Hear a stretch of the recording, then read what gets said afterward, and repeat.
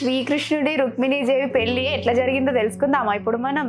అది ఏంటంటే రుక్మిణీదేవి విదర్భ రాజ్యానికి చెందిన ఈ రాజ్యానికి రాజు ఉంటాడు. ఆ రాజుకు ఓ బిడ్డ ఓ కొడుకుంటాడు. ఆ బిడ్డనేనండి మన రుక్మిణీదేవి.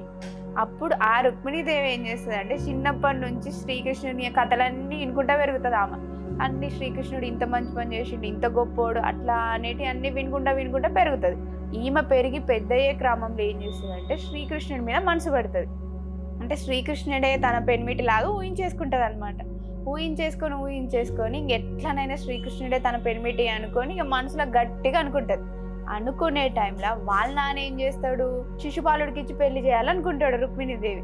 అరే ఈమె ఏం చేస్తుంది, శిశుపాలునికి చేస్తుంటే ఈమెకి ఇష్టం లేదు కదా, మరి ఇష్టం లేదు చేసుకుంటుందా ఏంది, పెళ్లి చేసుకోదు కదా. అప్పుడు ఏం చేస్తుంది, అరే నేను ఇట్లా మనసు పడ్డాను కదా అనుకొని శ్రీకృష్ణునికి ఒక ఉత్తరం రాస్తుంది.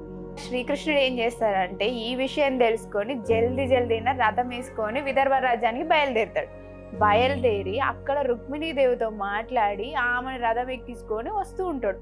అప్పుడు రుక్మిణీదేవి వాళ్ళు అన్న ఊరుకుంటాడు, ఆయన కూడా ఊరుకొచ్చి ఇద్దరి మధ్యలో గట్టిగా గొడవ పెట్టుకుంటారు అనమాట. గొడవ పెట్టుకొని అదంతా చేసిన తర్వాత ఆ శ్రీకృష్ణ పరమాత్ముడు ఏం చేస్తాడు, రుక్మిణి వాళ్ళ అన్నను ఓడించి రుక్మిణీదేవిని తీసుకొని ద్వారకకు వచ్చేస్తాడు. అప్పుడు వాళ్ళ పెళ్లి ఘనంగా అంగరంగ వైభవంగా జరుపుకుంటారు.